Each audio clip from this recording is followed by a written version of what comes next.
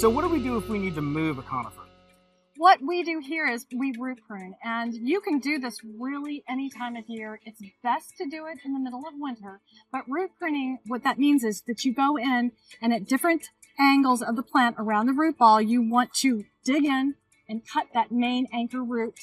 And then as you dig in, you want to push in towards the plant because you're basically making a tight root ball.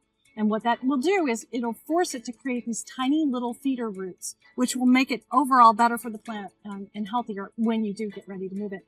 And ideally, you want to do it also when you have a lot of soil moisture. The soil will hold together. We don't always get to see what's happening below the surface of the soil, but roots actually behave a lot of the same way that the top of the plant does. When we clip that root, there's adventitious buds that are behind it, behind the point that we cut, and we'll get all these little fine feeder roots. So the fine roots are what allows the plant to uptake water and nutrition. The big, thick, coarse roots are more for anchoring the plant, so they serve very different purposes.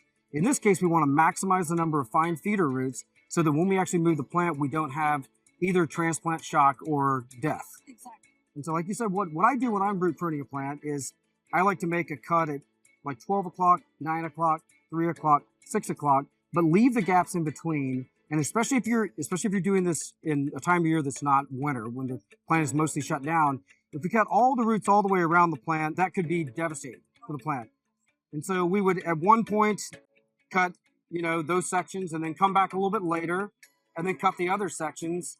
And then we would likely end up relocating the plant the following winter. And when we go to make those cuts, we want to dig about 3 or 4 inches out from where we made the initial root pruning cuts so that we don't clip off all those little fine roots that we just created.